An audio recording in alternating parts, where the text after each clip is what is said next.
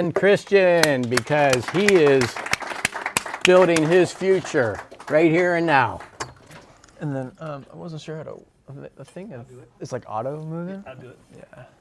Well, good morning, everyone. Good morning. So my name is Christian, and yeah, I'll run through this really quick, just as a quick introductory, and then kind of get into it. But yeah, Christian Arteaga. I am medically retired. I'm medically retired February 3rd of 2024 from the Air Force. I was working under Air Force Special Operations Command. I was training on U-28s at a Hurlburt Field. I had just gotten my wings at Pensacola at the as a combat systems officer. So I was working as a navigator on the U-28s and go down to planning to live. So yeah, I was moving around for all my physical rehabilitation up until August of last year. I moved back to Huntington Beach. My whole family and support group is in Long Beach. That's where I was born and raised. So I'm back home and glad to be back in SoCal. Nothing like this weather. So loving that. And yeah, and I'll dive into kind of what I've been doing since I've gotten out. But I'd say my score is a 10, honestly. I mean, no complaints today. Me and my grandfather, we drove from Huntington Beach down here. I love the drive, taking that 5 down. I've been doing that a lot lately because I've been doing a lot of surfing down in Oceanside. So always love that drive. It's never a bad time seeing the ocean right on your right side. And expectations for today, definitely hoping to share my story and inspire whatever I can with just my story of transition, just not just from active duty to veteran, but also from able to disabled and everything that goes along with that. So there's a lot of universal themes when it comes to transitions and change. We all go through changes, so definitely want to just share kind of the changes I've gone through and just that whole journey from then until now. So cool. So I will kind of dive into. Let me just adjust here and get a little more comfortable in my chair. So I'm 28 years old. I graduated out of high school. So I guess I'll go from the beginning or just kind of give some quick context. So again, born and raised in Long Beach. I went to high school in Catalina Island, graduated in 2015, and I went to college, Cal State Long Beach. And even up until that point, yeah, I think as far as on theme for purpose, I had no idea what I wanted to do. I grew up just playing guitar and skating. I mean, when you're on Catalina Island, that whole culture is just kind of living in the moment, swimming and hanging out with friends. And so when I got to graduation and time for college, I had no idea what I wanted to do. I was a musician by trade at the moment, but I wanted to keep that as a hobby. So I knew I loved helping people. So I thought maybe the medical field was right for me. I was going to be trying to become a physician assistant, and I don't know, just with classes, certain things weren't really panning out the way I wanted them to. A friend said, "Hey, why don't you try the Air Force? They got a lot of good structure for you, could help pay for college." So I joined ROTC over at Loyola Marymount University, and they said, "Yeah, you can be a physician assistant in the military if you'd like." So I was trying that out. Even then, they were saying it's a lot more competitive in the military than it is on the civilian side. When I took the the AFOQT, the qualifying test, I got pretty high scores for navigator. So they said, "Hey, why don't you try being a navigator, flying planes for a living?" And I thought, you know what, that sounds pretty cool. And my whole mentality has always been go with the flow. So I thought, why not? Went for it. I commissioned in 2021 and went straight to Pensacola from there and was working on getting my wings as a combat systems officer. I loved the community immediately. I knew I loved the camaraderie and the structure and the stability that the military was providing. They were saying, "Hey, we're gonna tell you where to go, tell you where to live, tell you how to live.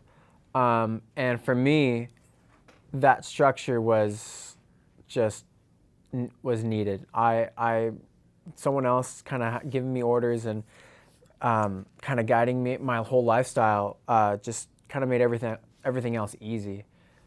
And so I got my wings about in 2023 of March, and everything from that point on felt pretty set. I was an aviator at that point, and I knew like I could see myself doing this for the whole 20, and being in the military, and again that structure, that stability, I was ready for it. And so I feel like I found my purpose finally, my calling.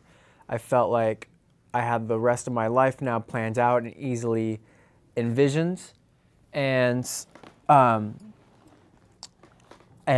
I went to that SEER training in Washington. I don't know if you guys are familiar, but yeah, the whole survival, evasion, resistance, and escape training course over in Washington. Yeah, where they throw you.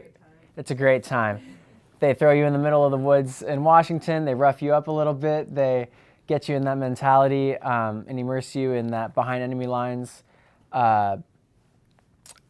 state of mind, and kind of just really encourage that resistance mentality to all of the stressors of the environment, not just, in the woods with nothing but, a couple MREs and whatever you had in your plane at the time, to being in a POW camp. So after that training, my first day back, literally the next morning, me and my friends, that I came back from Syria with, a lot of that trauma bonding needed to decompress.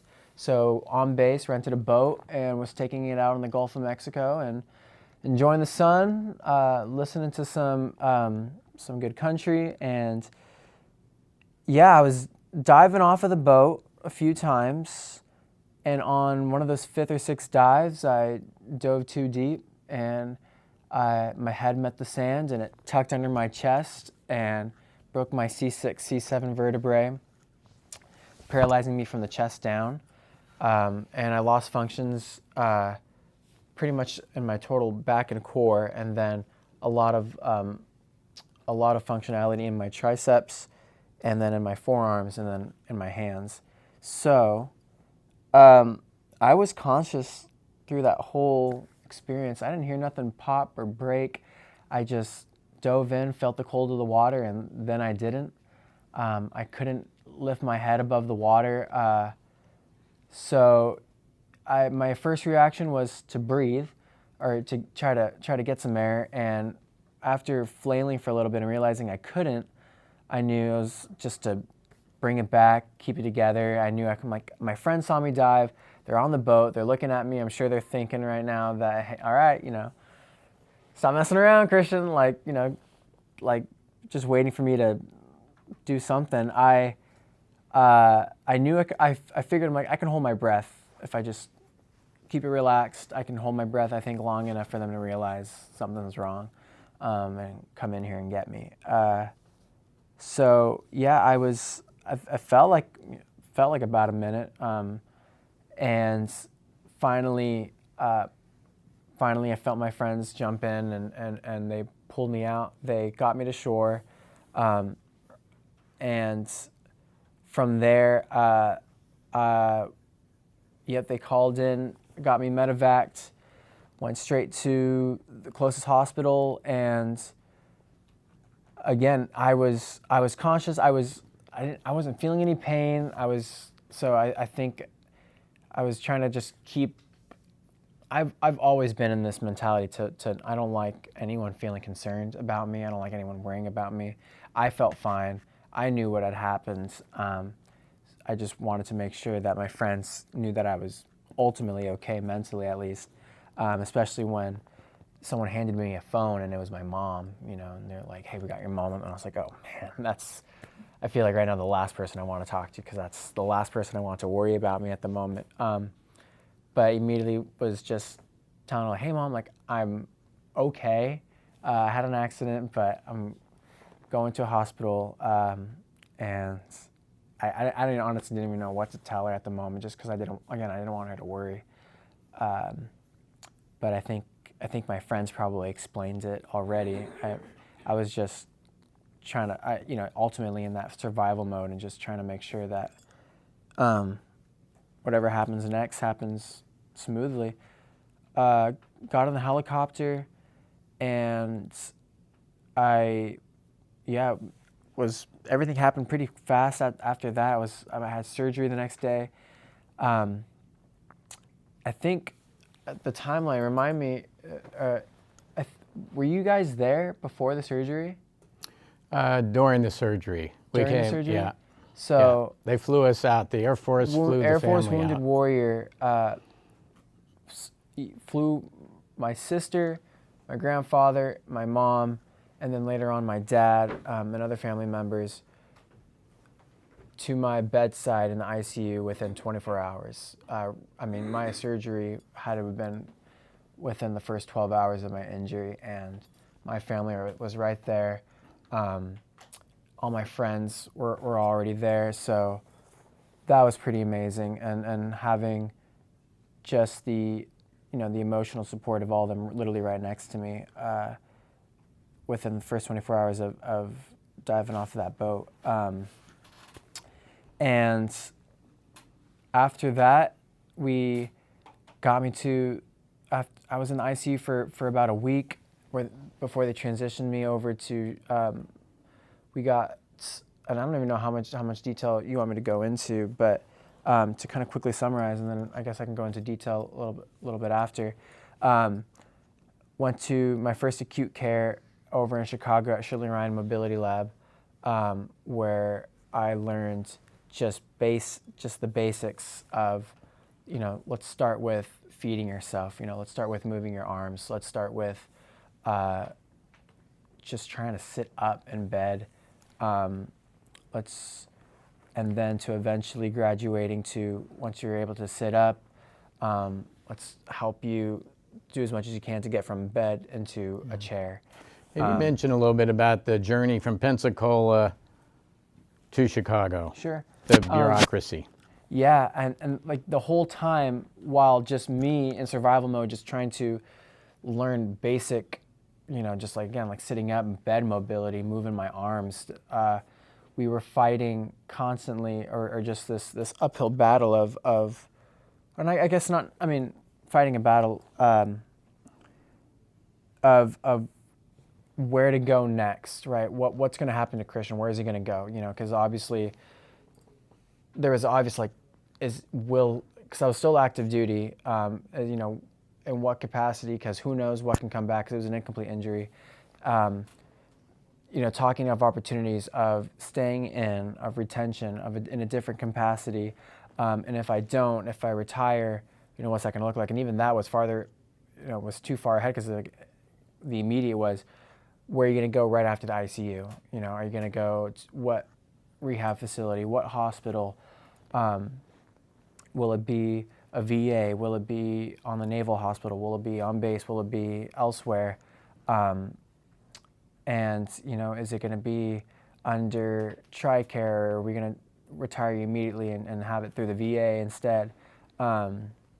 Just all these questions, and especially for a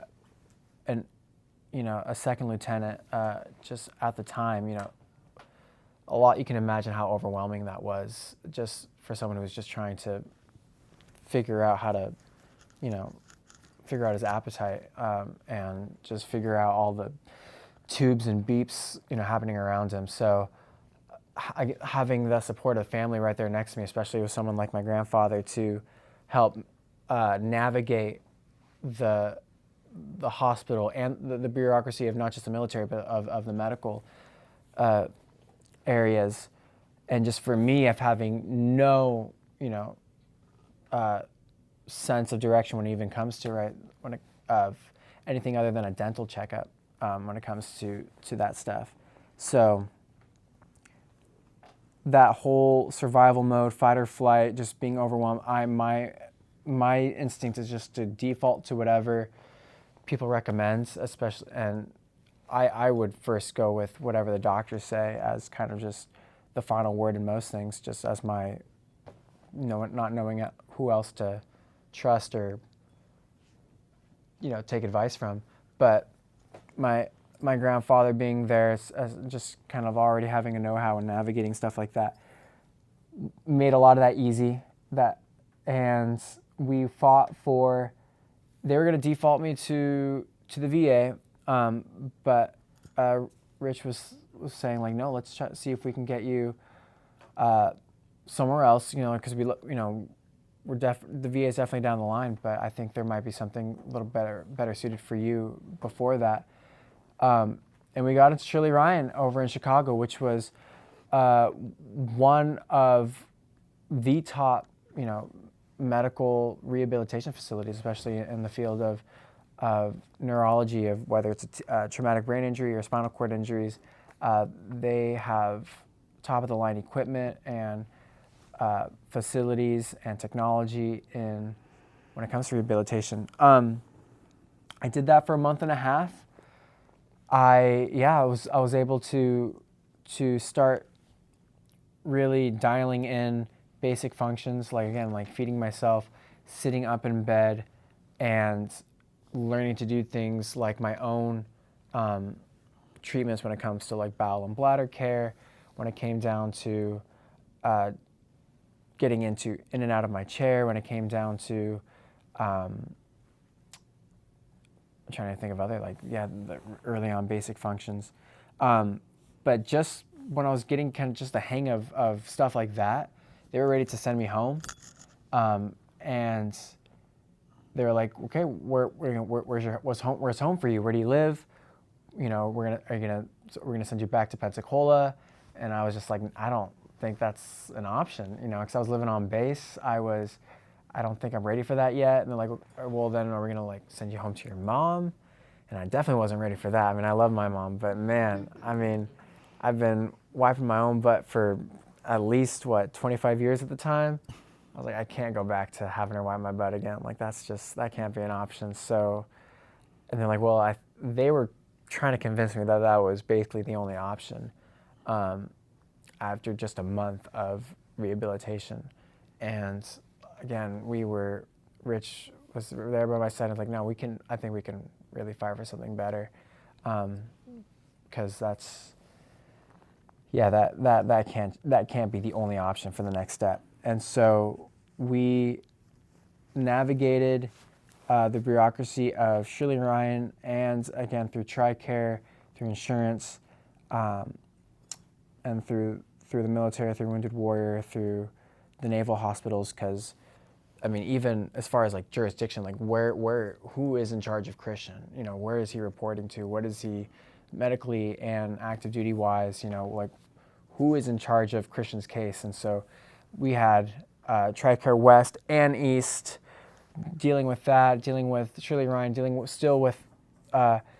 since I was on the Naval Air Station, the Naval Hospital was in charge of my case, and the Air Force was in charge of my case. So literally my case was just being handed around and handed off, and I think he's under your jurisdiction, I think he's under your, I think you're in charge of him. So dealing with all of that too, and in hindsight, I'm just so glad that I didn't have to navigate all of that by myself. That was just too much. That would have been too much for me to handle.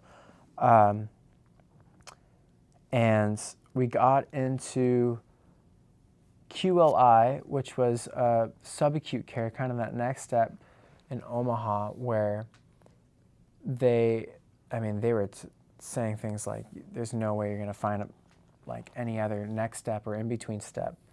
But we found it, and at QLI, I was able to really take my time with my rehabilitation, and TRICARE. We finally were able to find a place in that where they were like, yeah, TRICARE, they will cover, and you can take your time and as much time as you need to really get back to whatever goals you have. If you have the goals and you have the determination, and you're progressing, you can stay there for as long as you need, which was such a blessing because because I had goals of getting back to independence, despite my level of injury, and I did it there. I got back to independence 6 months in, not just feeding myself, not just getting out of bed into a chair, but I was doing everything on my own. I got to a place where I can do all my bowel and bladder. I can clean and dress myself. I can shower. I can bathe, and I can get out of bed into my chair and go from building to building and do different rehabilitation cares, working out, going to OT, going to PT, and even advancing to skills like I think we're ready to try out learning how to do wheelies, getting up onto curves, how to drive again, and then ultimately how to live on my own. And they had their own demo apartments that that was simulating just what's living on my own going to be like, because those are my goals. I'm like, when I get out of here, I want to live on my own and do everything on my own and get back to that real independence. Just because, again, when you have been doing everything for so long on your own, I mean, it's a pride thing, it's a dignity thing. So I was really dead set on that.